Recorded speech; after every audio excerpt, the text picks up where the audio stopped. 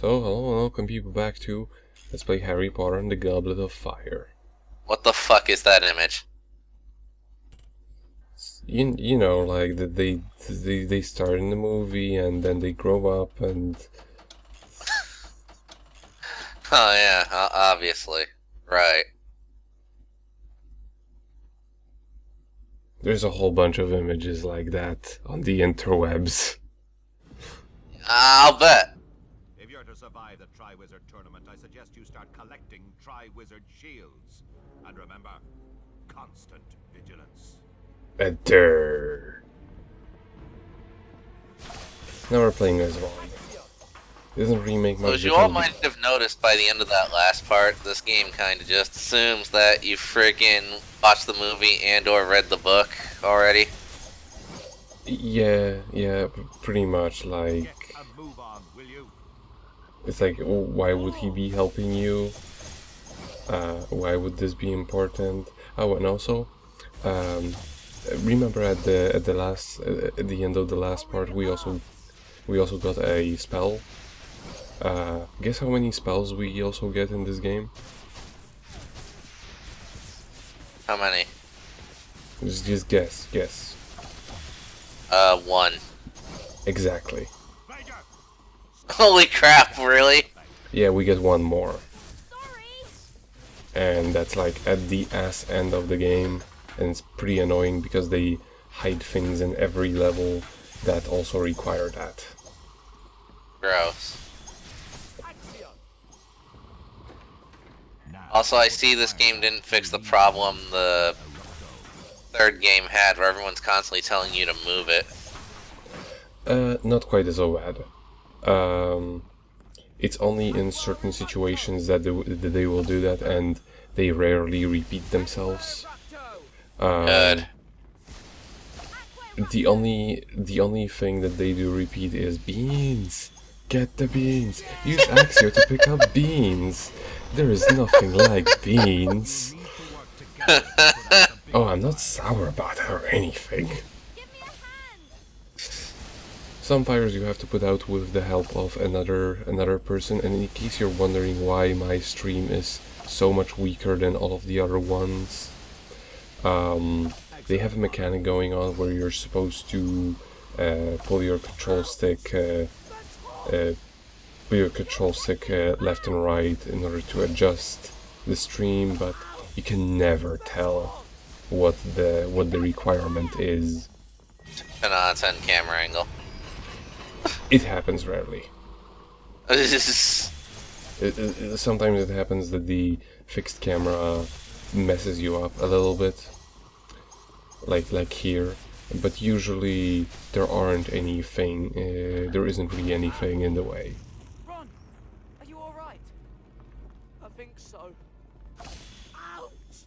That's hot. The hitboxes for like getting hit by things like these is a tiny bit ambiguous at times. Ah, now you should remember this creature. Salamander! You might want to try it. they look way different in like every game. Oh yeah, Now you can cast jinxes at it. that's incorrect. You can actually cast jinxes at them anytime you want. It's just far less effective. It's one of the few enemies where the approach actually matters a lot. Putting the salamander out before you jinx it. Using Aqua Rapto at them is very important. Or at the very least to put them out, because otherwise they're very, very strong. Why don't you try a charm? And if you just keep charming them, then they become the rabbits. And then you can kill them easily. And then you blow up the rabbits for beans. Rabbits are made of beans. You've heard it here. Holy shit. Rabbits are pinatas. Everything makes sense now. Mm-hmm. There is another enemy that you can turn into a rubber ducky. Good. Axio! Those salamanders are a menace. They burnt holes in my trousers. But there's not even any salamanders here. The fuck?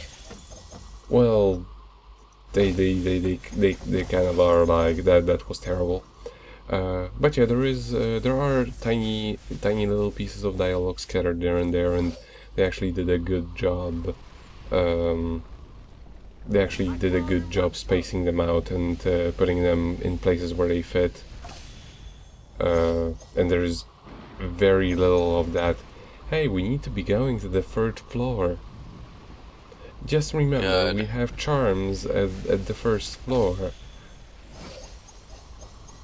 Though, to be honest, in this game, the objectives are very much just finish the level, or at least it is the case when you're first visiting a location, like we are right now. It may seem like we're going through the same place as we were going the last time, but no, that one is a completely different location by this game's system. Blast burnt me.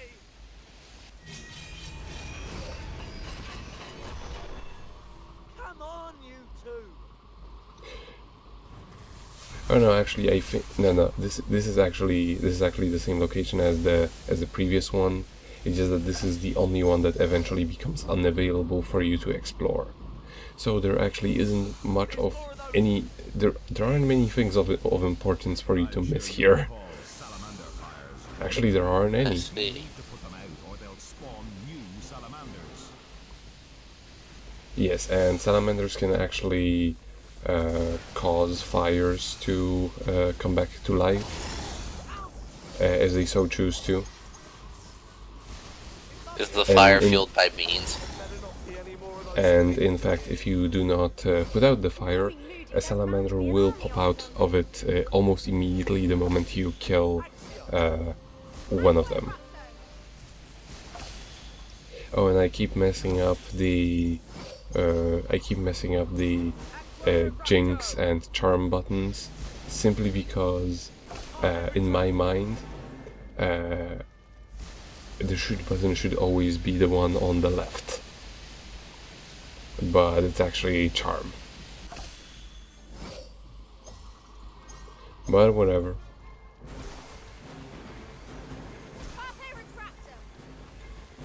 Oh, I thought you were gonna pull that down by yourself. I was about to be like, dang, Ron's strong too. Holy crap. No. They actually make it quite obvious which things you need multiple people to get in order to you know. Just waiting to get me. I think you'll find it. Damn it! I missed it. You can in fact take pretty much any enemy out and any enemy in the game out by the means of throwing objects at them, or Are you trying to make a mess of it? or you can even take them out by throwing them off of the ledge. You can do that too. But it's not very beneficial because then they don't drop beans, and also you don't get the bonuses for defeating them with certain spells. So just don't do that. Gross. And when I was talking, I accidentally died because I had very little HP. But can you do that again? Ranger! Stop. And interestingly enough, your AI partners are actually smart enough to take advantage of elements of the environment, like you've seen there. They used Wingardium Leviosa to finish off that salamander.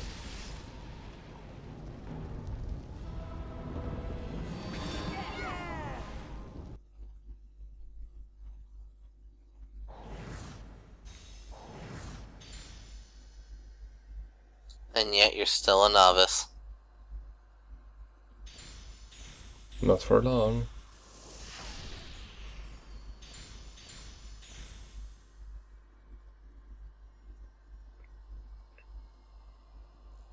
I'll be cutting out most of these in the future.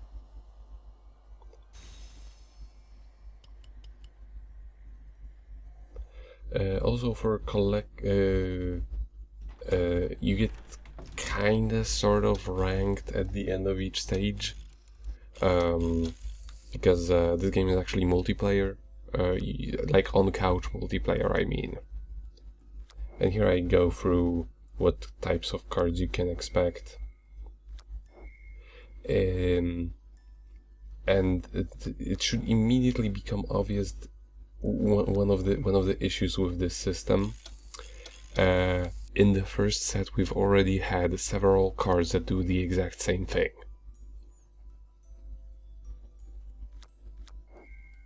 With the exact, like, I can kind of see why, because, like, you can use multiple, so it makes sense to, like, say, put 2 or 3 cards that give you Jinx plus 10, I guess. But, yeah, no. It gets pretty stupid because you get way more of these types of cards than necessary. And Ron has already unlocked one of the best upgrades in the game, which is Double Jinx. But we're not going to be using it for the next stage, simply because he gets something even better, or rather, I stick around with yet another upgrade which is even better for the start of the game, which essentially transforms all of the cards he has equipped on him into Jinx cards that give plus 20, which essentially maximizes his attack power. One of the first cards he gets. Holy crap.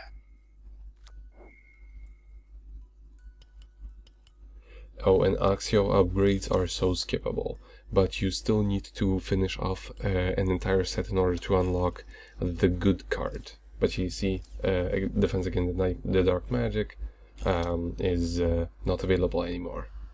But what is available is Hogwarts Exteriors. It's kind of an extension of that level, and there, I should mention the button I press right now, auto assign. It's horrible. For now, it doesn't really matter as much because our characters just do not have enough cards for this to matter. But later on in the game, never use it, because as far as I know, it just picks random cards.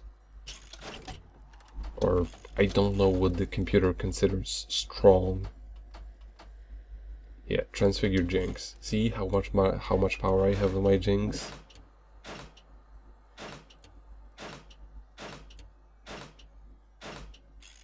And it actually doesn't count the fact that I don't have 3 cards on me, which is nice.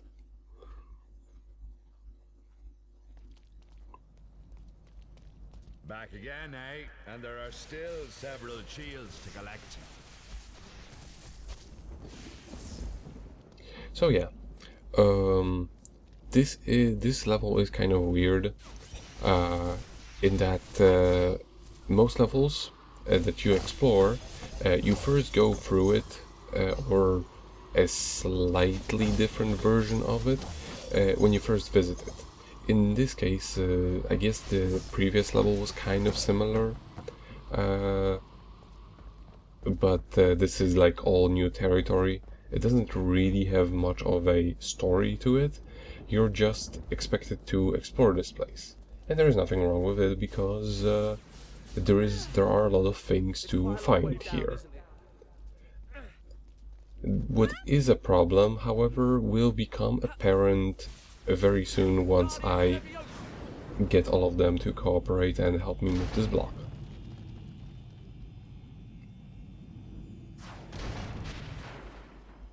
Ron is also incredibly hard-headed, as seen in this very moment. So why are you like switching characters? Why not just be Ron Master Race all the time? I wanna switch the characters up from time to time, because that way you can get more bonuses for them. But honestly, you can just play through the entire game with just Ron, and then make up the fact that your other characters do not have any beans by playing the moody challenges, which I will show off near the end of this playthrough. They're actually really fun to do because it's just a collection of mini games that further explore the gameplay mechanics of this game and kind of require you to master them in an interesting way. Like, for example, stacking. Like, for example, one of the challenges is stacking the boxes in a very, very difficult way. And here we go. We collected a Triwizard Shield and were forced to end the level. Scummy. This is stupid. This is stupid for Why would so you give many someone a reasons. power up and then go, you can't play with it? It's not even that. Because this isn't really a power-up, this is only a means of unlocking next stage. Oh. And each time you get one of these, it forces you out of the level, and you have to start from the same start point as you did. And Oh boy. Back again, eh? And there are still several shields to collect. And well, this wouldn't have been quite so terrible if this game had, like, it's obvious they took this from Mario 64. But here's the thing about Mario 64, there are a lot of shortcuts, and you can go in many directions. You can go in that many directions here to make it interesting each time you revisit. But yeah, we can use cauldrons to blow shit up. It's actually pretty fun, and you can use them on this on enemies as well. Dope. Important thing about Wingardium Leviosa, whenever you're having trouble convincing the AIs to cooperate with you, wait for them to actually get near you before you cast it, because the way Wingardium Leviosa operates with them is they will, when you start casting the spell, you may notice that it kind of pushes you back when you're not actually getting the spell to work.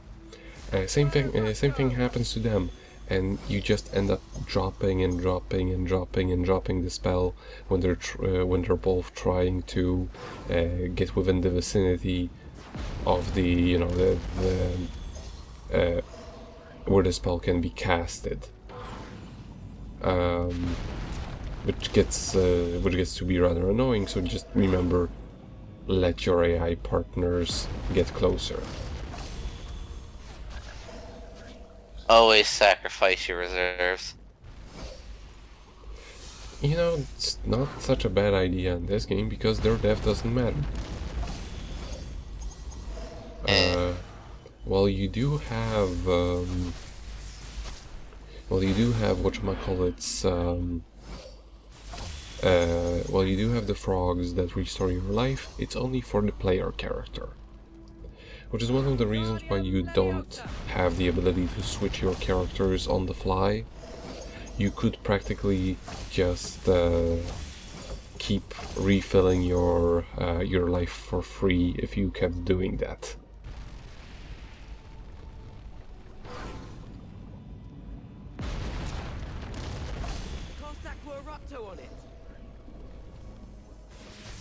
That wasn't Aquarapto. What we need is to get that block from over there, and I could have done this before, but I want to destroy all of the walls, because destroying walls is fun. You do not get any bonuses for doing it that way, though. But yeah, sometimes you are forced to take certain things on a couple goes. aside from one occasion, they never get too crazy with it. Do they let you totally cheese like 2 of the puzzles like the 3rd game did? There really aren't many puzzles, but sometimes you can, for example, stack 2 boxes instead of 3 and still get past an obstacle. These sorts of things. And here I cut out me going back to the same location because we don't need to see that again. I didn't do anything differently. Because there's still one more shield and a few more collectibles to get on the way.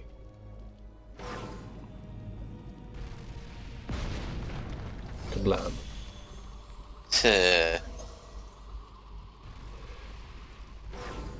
Now, whenever you see statues, destroy them. Art is evil. And also, everybody. I thought you had to cast Lumos on them. No, that's a. No, actually, you're right. Those were Griffin statues.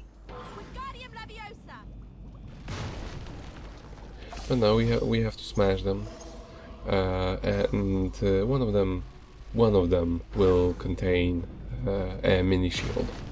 The mini shield, or did one of them already contain? I forgot to pay attention. Never mind. The mini shields are an additional collectible. If you get 2 of them, if you get 10 of them in each level, they amount to another Triwizard shield, which will pop up the moment you collect all 10 shields. However, if you don't collect it the moment you get it, which I usually don't, it will just pop up right as you enter the level for the next time. Now here is an interesting little thing, which I don't take advantage of because I always forget it is a thing. You can use cauldrons to blow up these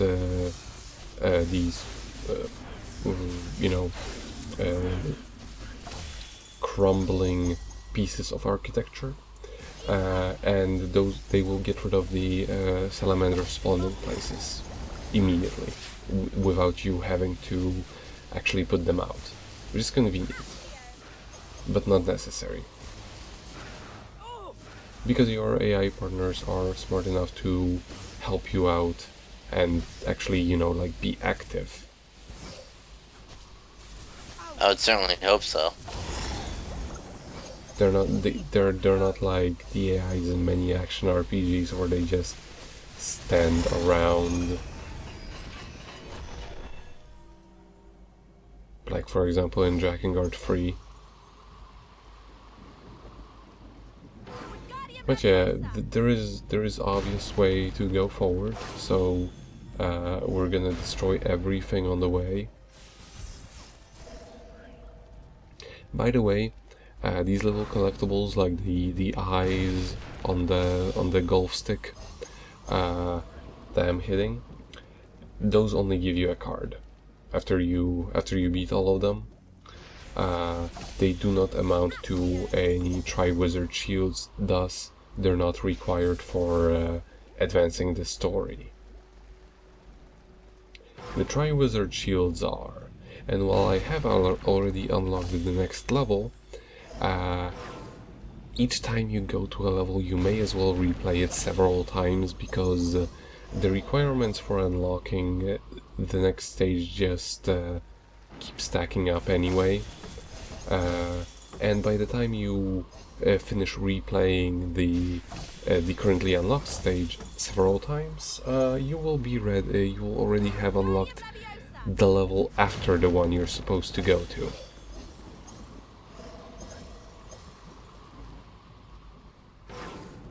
And also the levels further on in the game are a little bit more annoying.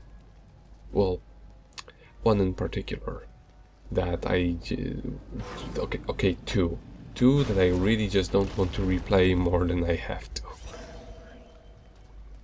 This one still has pretty decent design that actually seems like the whole thing of collect a thing and go back to the start was taken into account. Like each one of the collectibles you can find is spread very far away on like a fork in the road. So it actually makes sense why you would want to be sent back. However, that does not account for every level in the game, sadly.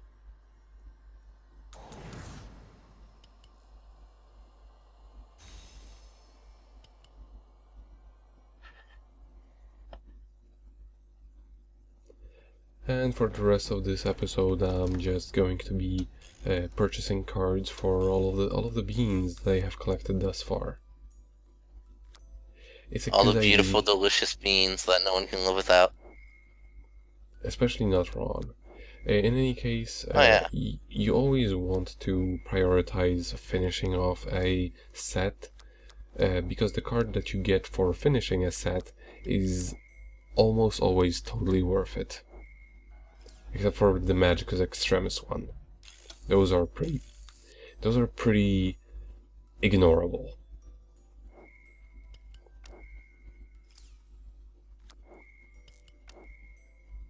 And getting more beans is never a problem. Oh, shiny. So just go on a shopping spree. And all of Hermione's So is the shop cards... still secretly run by the twins, or no? No. Boo! The 30 birdie bots every flavor beans. I know, right?